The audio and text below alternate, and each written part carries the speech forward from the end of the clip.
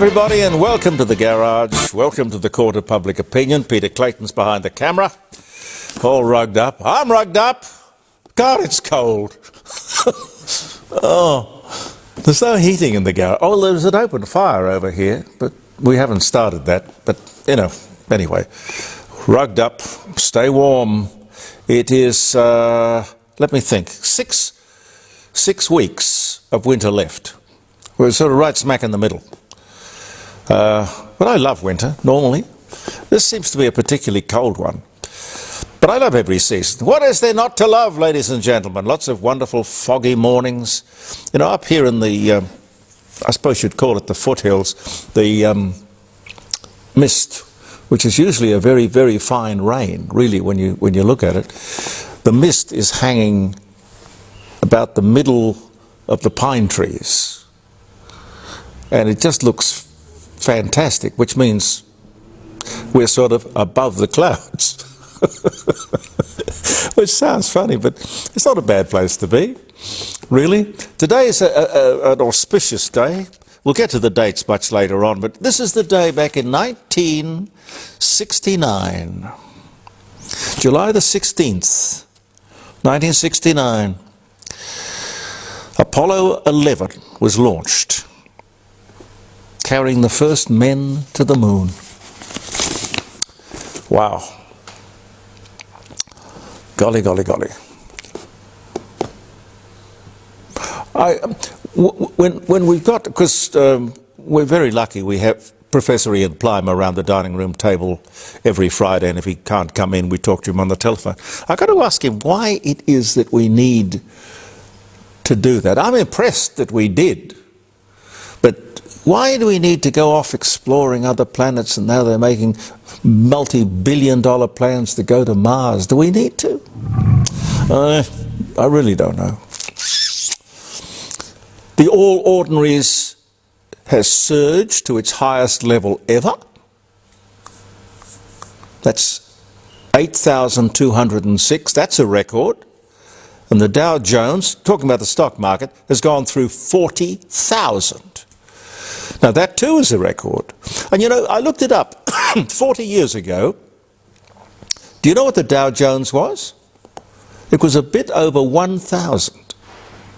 That's growth of 9% compound a year. Oh, lots of ups and downs along the way, I suppose, but investing is a long game. You don't panic, and you learn to be patient, and you talk to an expert. Or maybe you don't.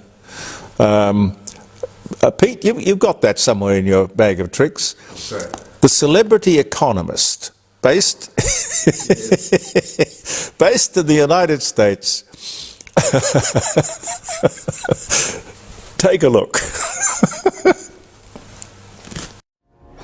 The U.S. government can't go bankrupt because we can print our own money. It obviously begs the question, why exactly are we borrowing in a currency that we print ourselves?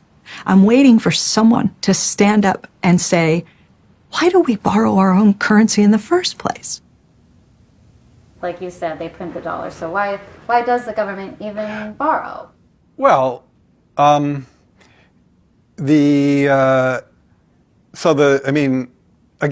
some of this stuff gets, some of the language that some of the language and concepts are just confusing. I mean, the government definitely prints money, and it definitely lends that money, which is why the government definitely prints money, and then it lends that money by selling bonds.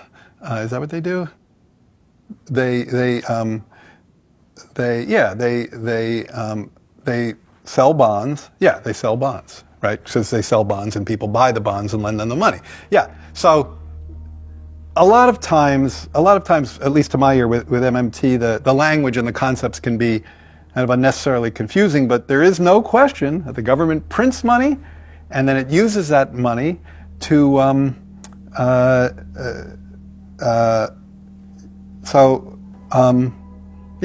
guess I can't really talk, I don't get it. I don't know what they're talking about, like, because it's like, the government clearly prints money, it does it all the time, and it clearly borrows, otherwise we wouldn't be having this debt and deficit conversation. So I don't think there's anything confusing there. I love it. I love it. I love it. I love it. It's 10 years this week, July 17, since Malaysian Airlines Flight MH17 was shot down. July 17, shot down over Ukraine. All 283 passengers, 15 crew were killed. Murdered. Sorry, they were murdered. Many Australians among them. Lots of show trials and things, but I don't know that anybody's gone to jail over that, even though they know exactly who did it. Richard Simmons, the fitness guru, dead at 76. That's not a good advertisement for fitness, by the way. Oh, Pete, I've got a story that I'll have to give you later. Well, it's about sport. Oh, okay. If you watch a lot of sport on television, you will live longer. Good. Yes, I'll give it to you. It's oh dear. Donald Trump's attempted assassination. We have to talk about that. Everyone is saying that there is no place in America for political violence. America was founded on political violence. It's hard to imagine any future political rally being secure. You'd have to go along with a bulletproof vest or something. Pretty impossible to make these sort of venues safe for the candidate or indeed the audience.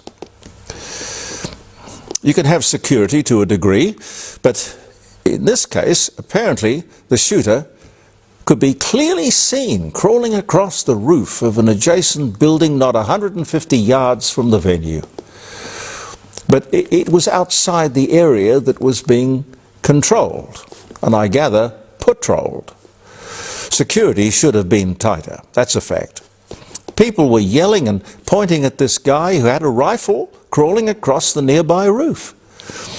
Maybe the Secret Service thought he was one of them, I don't know. But he was taken down not before he had killed a Trump supporter and wounded 2 others, nearly killing Donald Trump himself. He was millimeters away from death. As you know, the bullet nicking his ear and whizzing past into the audience. It seems like it's modern media practice or technique to run and rerun and rerun and rerun the footage over and over again. They must assume that people haven't seen it or want to see it again. The story,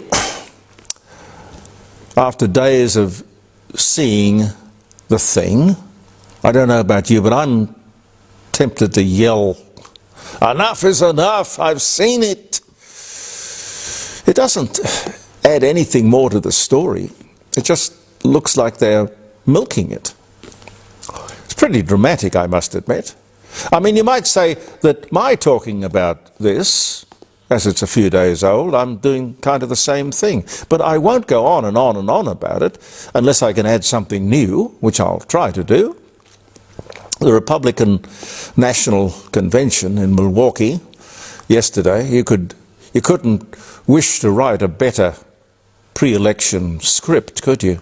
And that photo, Trump bleeding, fist held high in the air, the stars and the stripes above his head. You know, he should just say nothing between now and the election, just maybe even skip the election. He's the president, that's it. The whole Donald Trump campaign has been energized dramatically. Oh, yeah, this is something. Channel 10, which is plugged into CBS, a very, very big network in America, and is owned by the same company, Paramount. They took over an hour to start any kind of coverage or cross to the United States to cover the event, the attempted assassination. Now, I know it's Sunday morning, but what? What? No staff? No journalists? No technicians to push in the patch cord? I don't know. But listen, if you're a serious broadcaster, you have to spend the money. People are expensive, and particularly if you've got to pay weekend loadings, but they have to be there, the staff, if you're a serious contender, because you just don't know what's going to break. Anyway, the American company Paramount has been bought by another company, which I am told has no interest in Australia whatsoever, and will probably sell the network, Network 10. Or if they can't find a buyer, they'll just close it down. And here's a question. I told you about this the other day. Will they pay back to the Australian government, meaning the taxpayer, that $32.9 million they asked for and received the other day to keep going? We'll have to watch that. The media is attractive. And when you've got people who do it well, it looks so easy, but it ain't. It's like running a restaurant. It's not easy. The media is attractive and delightfully seductive. Ask poor old Frank Lowy, who I think sold his Westfield shopping centre empire for $30 billion. So he's no slouch when it comes to making money. But Frank Lowy paid $1 billion for Channel 10 back in the 80s. I think it was when Rupert Murdoch had to sell his television interests to buy the Herald and Weekly Times. It was something like that. So it came on the market, and Frank Lowy said, why not? I'll be a television mogul as well. Perfectly reasonable. A couple of torturous, frustrating, loss-bearing years later, Frank Lowy sold it for $1. $1. But whatever happens, this nonsense has got to stop. You know the saying, go woke, go broke? Have a little look at this. If you've got this handy, Pete, have a little look at this. This is a weather forecast map of Australia, which I got a snapshot of in an afternoon news bulletin the other day. This is why they're going broke.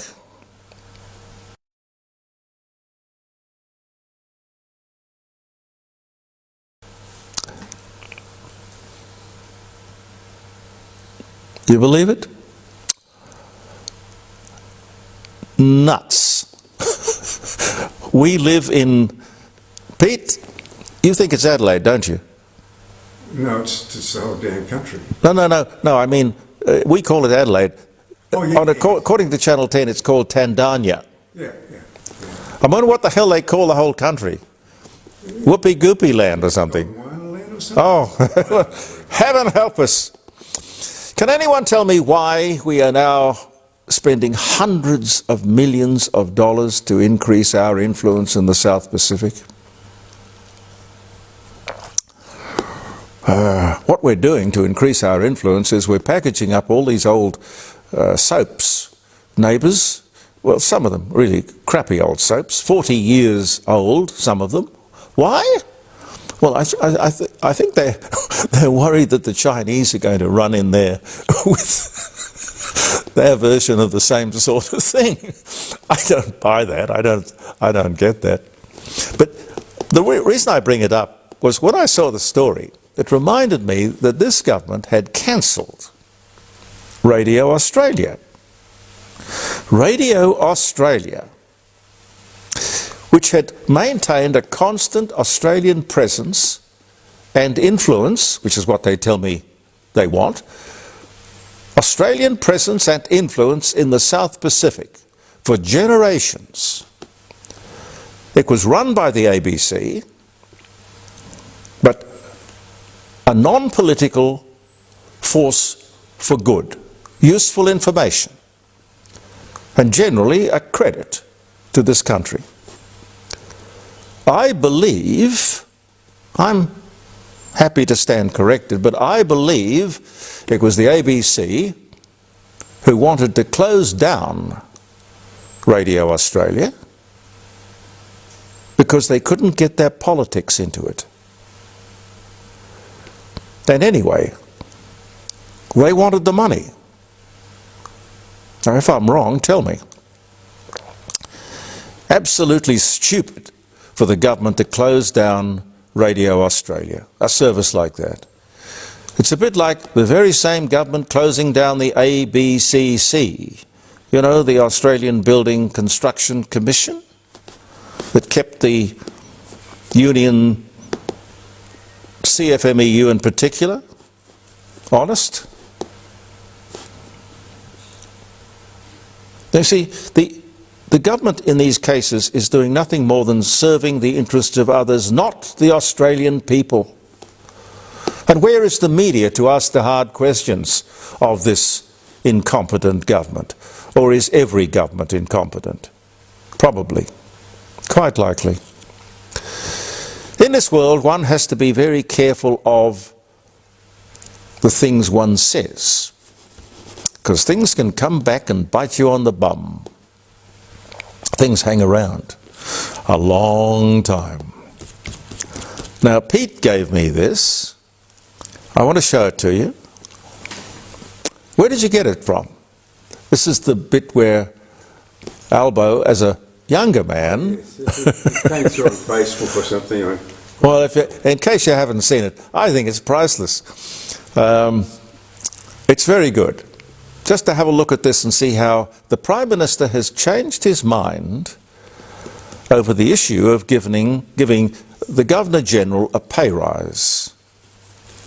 Now, make up your own mind. Have a little look at this. Imagine making 60 grand per month. That's how much Albo's new Governor-General appointee will be making from July 1st, thanks to new legislation he's about to pass.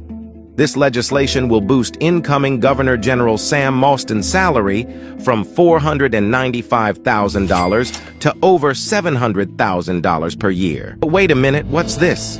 In 2003, Albo was outraged over a $50,000 pay rise for the Governor-General of the day. The Governor-General will receive a $55,000 pay rise, or more than $1,000 a week. There's a big contrast, Mr. Speaker, with average Australians. And average Australians will be concerned about a bill increasing a salary of $55,000 in one hit. Right. But $214,000 in one hit is fine, so long as it's your bill. Hey, Albo? Albo and Labour have become the party of the wealthy elites and big corporates, like those who funded the Yes campaign. They're showing plainly that they're not on the side of ordinary Australian families and farmers. Oh, but I'm sure he really knows that People are doing it tough out there. Now, tomorrow, I want to talk to you in detail about the expose of the CFMEU that has been running in the media. The Age and 60 Minutes, specifically. Great work by a young journalist by the name of Nick McKenzie. I hope to have Nick McKenzie on the program on Friday, jeremycordeaux.com, from around the dining room table, live streaming, because it was a very meticulously done piece of research. Allegations of corruption, extortion, standover tactics, basically organised crime, being given key jobs in construction, and a government that has maybe decided that it should look the other way. Because I don't know what Nick thinks, I don't think he made any comment on it, but it strikes me that if Channel 9 and The Age can, through responsible curiosity and civic duty, find out all of these facts, you can't tell me that the government with much greater resources couldn't have done this if it had wanted to. We live in interesting times, ladies and gentlemen, but I'll talk to you about that tomorrow. Just let me, you know, we have two great sponsors of this program before we get into the dates. And I love them dearly. They're both fine South Australians, well, fine Australians, in fact. And I'm talking about the Rising Sun Inn on Bridge Street at Kensington, one of the finest old pubs. In fact, I can't say, perhaps even, they would never say it because it'd be like blowing their own bugle, but they won the award for being the best pub or inn in South Australia. Lots of character, open fires, fantastic kitchen and menu, and a great venue for small functions, for 2 or for 32 or 52. It's all right, the door closes, it's just the ghost. I'm sure there's a ghost in here. And the other sponsor I want to mention briefly is Elder Fine Art. Jim Elder and Helen are always looking, because they have a major auction 4 times a year, and they have smaller auctions in between. But they're always looking for works of art. And they are very keen on Australian and international works of art of significance. But you see, I wouldn't know whether a work of art was significant or not. I think perhaps you're in the same boat. I don't know, unless you're a particular aficionado, and then you would know. But if you have something and you wonder, gee, what could that be worth? And you want it, if you want Jim to have a look at it, he'll give you an absolutely free and obligation-free appraisal, and the idea of selling it might be so tempting, you'll put it in Jim's next exhibition, his next auction. But I'll just give you a number here, which is 8, and if you're watching this interstate, Jim Elder, his fine art auctions are not only viewed, but they have customers all over the world. You're selling to the world when you sell with Jim Elder. Here's the number. Put an 08 in front of it. That's Adelaide. 8267 2869. Elder Fine Art Gallery. Happy birthday if you're having a birthday or a wedding anniversary. I mentioned Apollo 11 took off on this day to the moon, 1969. Can you imagine what that experience must have been like?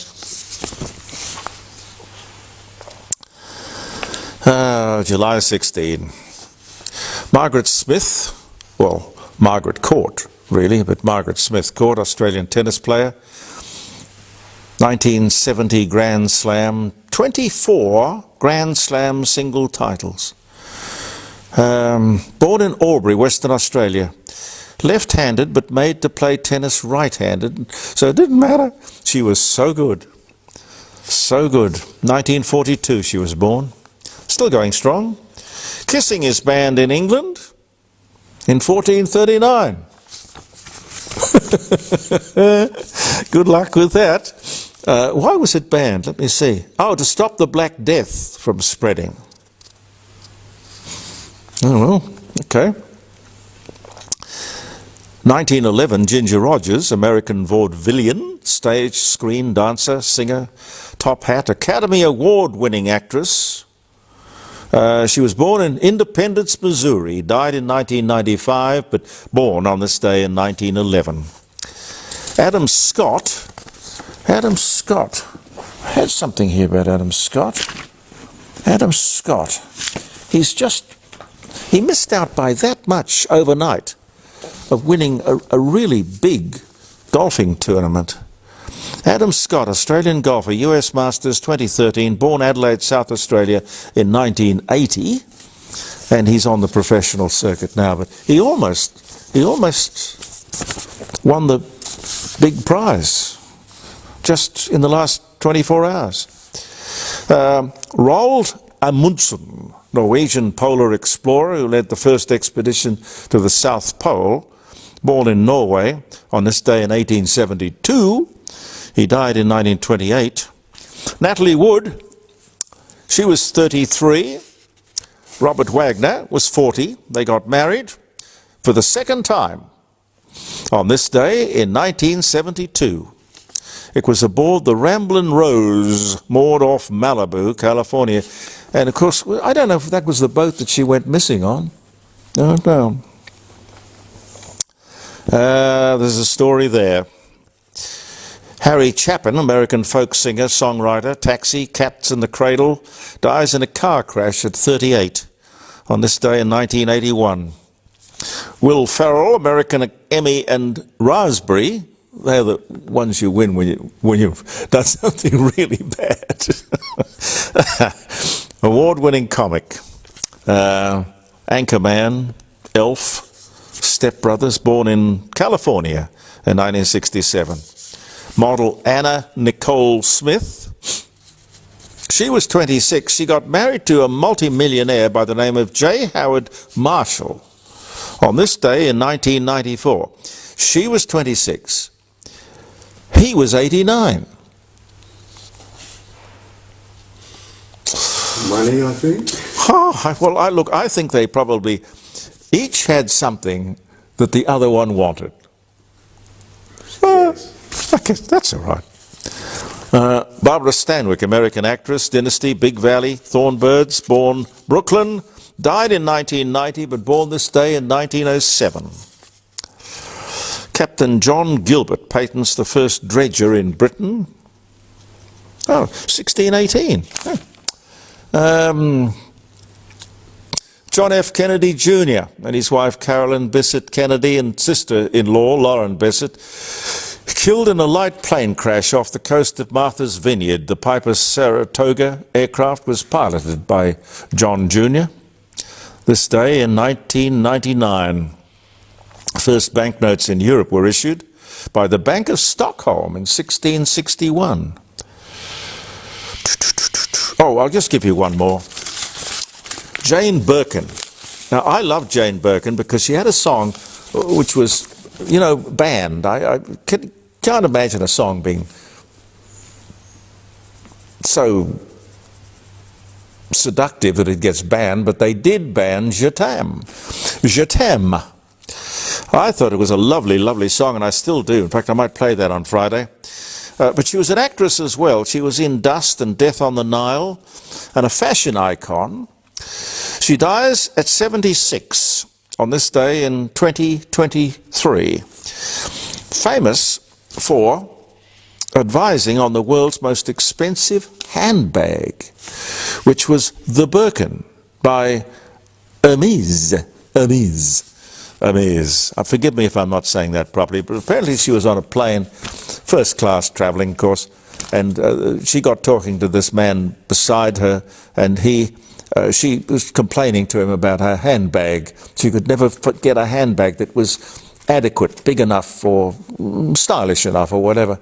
And this man was the multi-billionaire who owned Hermes. And apart from making scarves, he made handbags. And he went away and came up with the Birkin. There was another thing called a firkin, as I remember. But that's a completely different story, ladies and gentlemen. Thank you very much for being with us. Thank you for viewing the Court of Public Opinion. Peter Clayton and I will be back tomorrow. And of course, round the dining room table on Friday. I'm Jeremy Cordeaux. Believe in yourself, and thank you for viewing the Court of Public Opinion.